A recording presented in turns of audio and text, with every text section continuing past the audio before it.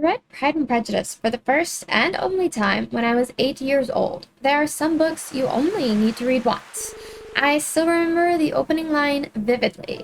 It is a truth universally acknowledged that a single man in possession of a good fortune must be in want of a wife. 3 years after I sat at the kitchen table in my Texas home reading Pride and Prejudice, the video game that began my cozy gaming career came out once I had moved to Alabama. Harvest Moon: A Wonderful Life. I played it for my first time at 11 years old, and I have been playing it ever since. Some games you just can't put down. And the premise is the same. You play as a man in possession of good fortune who must be in want of a wife. Takakura opens the game talking to his good friend who is no longer alive. His friend's son is on his way over now, ready to take over the family farm. He's giving up his cushy city life for one living in a small town. It's the same in Pride and Prejudice. Mr. Bingley moves away from the city with his sister Caroline and his closest friend Mr. Darcy to become neighbors with the Bennets. The two men are quite wealthy, while the Bennets are not. The 5 daughters of Mr. Bennet never even had a governess growing up, and the 5 of them have come out to society all at once. It's no wonder that when Mr. Bingley comes to town, it is Mrs. Bennet's idea that one of his daughters should marry him. And it is no wonder that when the farmer starts his life in the Forgotten Valley, he must choose a wife by the end of the first year. I never let the game end without choosing a wife, and I always choose the same.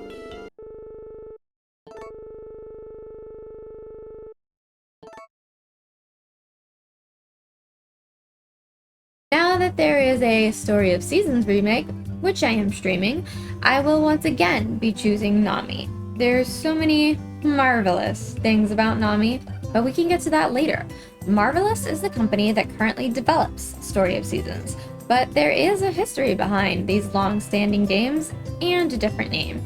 Yashiro Wada wanted a role-playing game without any form of combat, and taking inspiration from his childhood in the countryside, he came up with the idea of Bokujo Monogatari. I am quite certain I pronounced that wrong, but it translates to farm story. And in 1996, he released the first one in Japan through Pack-In Video. Natsume picked it up about a year later and translated it for release in the US. And for the next 15 years, Natsume continued to translate for Marvelous Entertainment, whom had acquired Farm Story in 2003 after the purchase of Victor Interactive Software. Harvest Moon: Friends of Mineral Town was the first farm story Marvelous Entertainment put its name behind, and A Wonderful Life followed shortly behind. The start that Marvelous Entertainment had with Harvest Moon was the same start that I had, as those were the first 2 I played, roughly at the same time. From this point on, Harvest Moon was a hit in the US, and Marvelous Entertainment released about 12 more games with that name. In late 2011, Marvelous Entertainment merged with a couple of other companies, making Marvelous Entertainment the sole surviving entity, and in early 2012, their last game with the name Harvest Moon was released, A New Beginning. It took a few years for the newly merged company to become comfy, and in July of 2014, they officially changed their name to Marvelous Inc. That same year, Marvelous Inc. decided they wanted to handle localization with their own publishing house, Xseed, and split from Natsume as their translator. It was a little-known fact at the time that Natsume had come up with the name Harvest Moon. It was still being called Bokujo Monogatari, Farm Story, by Marvelous Inc., and in the split, Natsume kept the trademark of Harvest Moon to make their own games, meaning Marvelous Inc. had to release the game under a new name, and therefore Xseed came up with Story of Seasons. Since 2014, Marvelous has released 3 original games with the Story of Seasons name, and in 2020 they released a remake of the first Harvest Moon game under the Marvelous name Friends of Mineral Town. Just last month, they released their remake of A Wonderful Life. Which brings us to where we are now. The Story of Seasons remake of A Wonderful Life isn't just the beginning of Marvelous's history, it's also the beginning of mine. I grew up on Mario and Zelda and Earthbound, and I was a middle grader when the Harvest Moon version came out, but it sparked a special interest in me that I can now share with my community while streaming. I remember every bit of the Harvest Moon game, the beginning, the ending, and all the small details in between. And now I'm having so much fun finding all the differences in the details in this new remake. Some of the characters have different looks or different names. Matthew has a different everything, minus that nasty attitude. But the core of each character remains the same, and Nami is the same marvelous woman she was before. I don't remember my exact feelings the first time I saw Nami, but I remember the exact reason I chose to marry her. She is the one character whom, if you do not marry, will leave Forgotten Valley at the end of the game. She may come back to visit every once in a while after, I don't really remember, but she will no longer be a part of your farmer's life, and she's too special not to be in your life. She's well-traveled, but more than that, she's well-lived. She may seem a bit standoffish at first, but she has a real heart. A heart for fossils and cool statues and fall. Her favorite flower, the trick blues, grow in fall around Turtle Pond where she can often be found. But the coolest part about Nami is that, unlike most of the daughters in Pride and Prejudice, she is not want for a husband. And neither is Elizabeth Bennett. Lizzie is the second oldest of her sisters. The oldest, Jane, is her best friend, and she feels a fierce protectiveness over her three younger sisters, and also over her friend Charlotte Lucas, who her mom often calls plain. But Lizzie doesn't believe she'll ever be married. She has her fair share of prospects. Mr. Collins, the cousin who will inherit her father's estate, proposes marriage to her.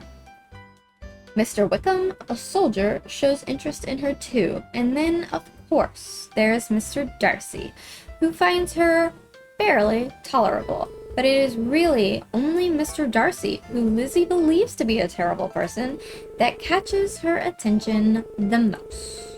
Mr. Darcy seems a bit standoffish in the beginning too, but he's just shy in social standings. He doesn't really know how to talk to anyone outside his friends, and he's not that keen on dancing. He seems so full of prejudice at first, but he stands firmly for what he believes in. It's why he seems so cold to Mr. Wickham. It's why he tells Mr. Bingley that he feels Jane is not the wife for him. Lizzie confronts him about these two things, even as he says he loves her most ardently, offering his hand to her. She refuses him, of course, because she loves no one more than her sister, and it's in seeing that Mr. Darcy fixes things for Jane. First, Lizzie must see her best friend Charlotte marry Mr. Collins, and Darcy must see to it that Mr. Wickham marries the youngest Bennet sister respectfully after she runs off with him. It is only after all of that Mr. Bingley proposes marriage to Jane, and it is after all of that Lizzie realizes her love for Mr. Darcy. It is when Nami accepts the farmer's proposal for marriage that she realizes she loves not only him, but Forgotten Valley. She decides to live out the rest of her life in the small town, giving the farmer a child and helping run his farm. The child can follow in the farmer's footsteps too, and the game can end happily. If you choose not to marry Nami, you can marry any of the other two girls, or three in the remake. Muffy, the blonde who believes in love and fairy tales, just like Jane Bennett. Celia, the frail girl who lives on the other farm, just as fragile as the girl Mr. Darcy is originally intended to marry. Or Lumina, the third edition, and the girl of a rich upbringing who has not let it spoil her, just like Mr. Darcy's sister. And if you choose not to marry anyone at all, well, the game will end after the first year. So it is just as Jane Austen says, every good man is in want of a wife, and if you want to keep playing this game, you must choose the right one. But that's not too hard when you have such wonderful choices as the Bennett sisters.